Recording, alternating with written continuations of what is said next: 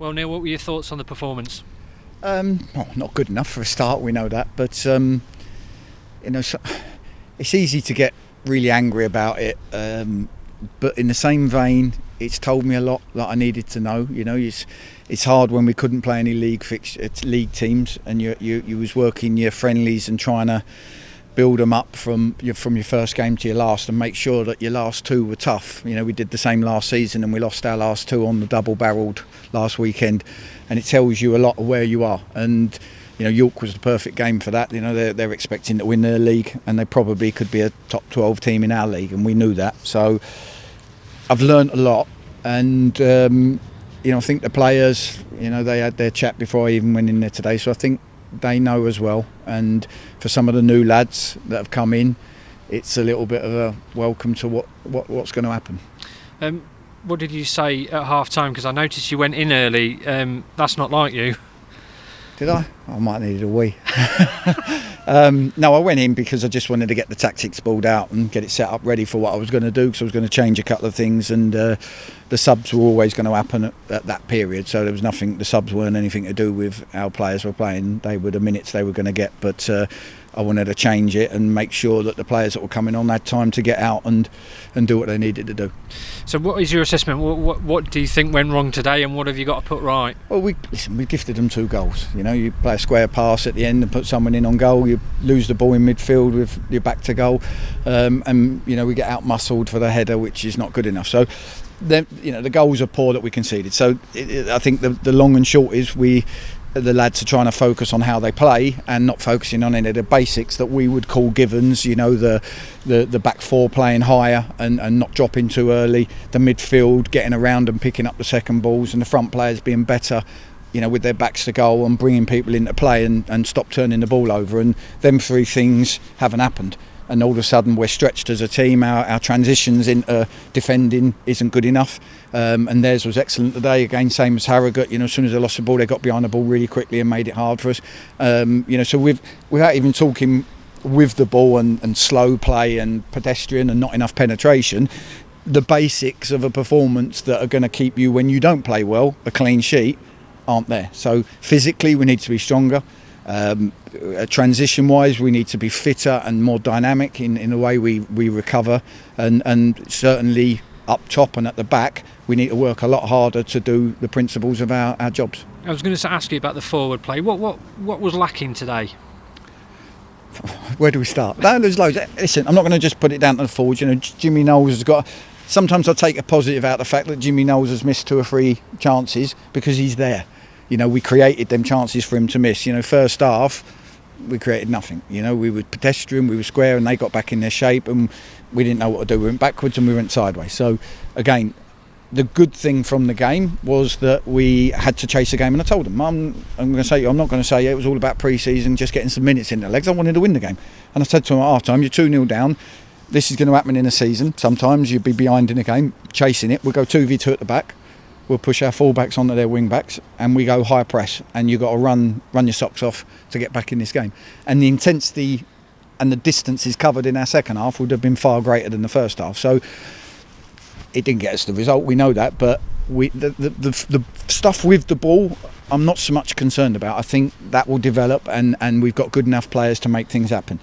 If we don't do the without the ball stuff, if we don't do the basics that I talked about, I believe that we'll find ourselves conceding goals, because they're the basics that teams will find a weakness in. I mean, you're an experienced manager. Do you ever find these results a concern at all in pre-season, or are you glad to have them now, and so you sort of learn more things about your team? Yeah, of course.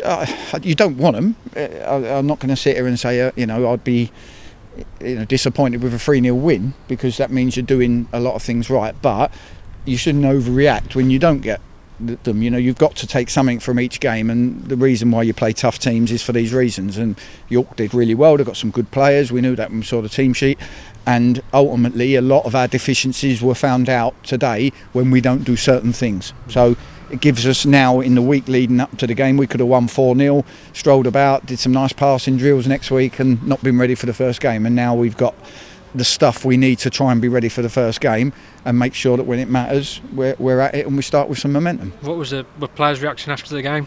Listen, they're a good bunch. What we had a couple of years ago. They would have waited for me to come in and say whatever, and then got their bags and gone home. This group were having their own thing. I could hear it. I stayed away for the first 5-10 minutes, and they were having their own heated debates and finger pointing and people saying things about what it's going to take for us to be successful. So we let them do that bit and come in and finish it off. So they care. They want to do well. They know what it means to play for this club. The new signings have got to bed in quickly, and we've got a demand from them so that they do that. Damien McCrory obviously came off in the first half. What's the latest with him? I don't know. I haven't, too focused on the performance to even ask where and what Damo is. We'll assess that on Monday. And in terms of the build-up to the season, what's sort of the plan for the next week? I mean, obviously everything's still up in the air at the moment, isn't it? Listen, all you can do is plan for the season. As far as I'm concerned, we're playing on Saturday, and we're preparing for a game on Saturday. So we'll start doing our homework on the opposition. We'll start making sure that we've got our own house in order. It's all about winning games then, and beyond that, then we've got Altrincham. So we've got to start one game at a time. Start really, dedicating our time to trying to get off to a good start. And how would you assess pre-season as a whole? I think it's been okay. We've come through without. We've got Damien back. We've come through, we lost Alex early on, but then he's back now. So we've come through, we've got players, most of the minutes we wanted to get into them. We've got them as close as we can to start. You can never quite peak in pre-season. You need the games to do that. And we, bar Cal Roberts, which is a blow, we've been pretty injury-free from the moment we come back. So if we can get Cal Roberts back in the next week or so, that part we'll be happy with. But obviously all that matters then is starting with the result on October the 3rd. And obviously you had two systems today, Diamond and then 4-3-3 in the second half. What was the reason for the switch, and how do you assess the Diamond? Is that still something that you need to work on? The Diamond, I said before, and I said it all along, wasn't something that I said this is how we're starting the season. It's the most complex of all the systems, and like I said before, we coached 3-5-2 before Barrow game in a day. 4-4-2 I feel like I can coach in a day or two, and 4-3-3 I can coach in a day or two and make sure the team all know their jobs. A Diamond's a lot more difficult. So we're going to come up against teams that play 3-5-2 like they did today, and it was important. I could have changed it, but it was important to try and work out what works, what doesn't work against that system, with this system, when you get certain things wrong. And again, I learnt some of that today, but the second half I wanted to challenge him to try and chase the game.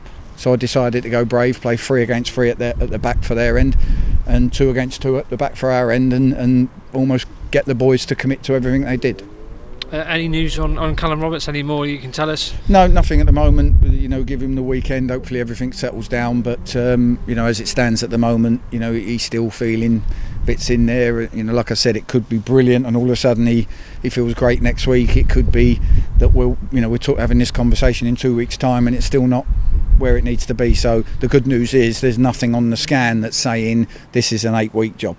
And how much patience are people going to have with the new players? The likes of Eliza Sam, your Caspers, your Rubens. Well, as staff, we've got to have a little bit of patience, but at the same vein, we've got to demand.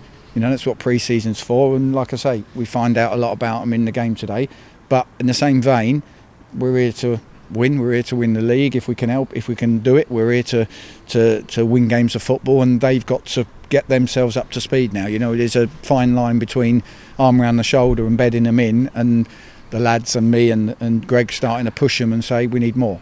So that's we expect.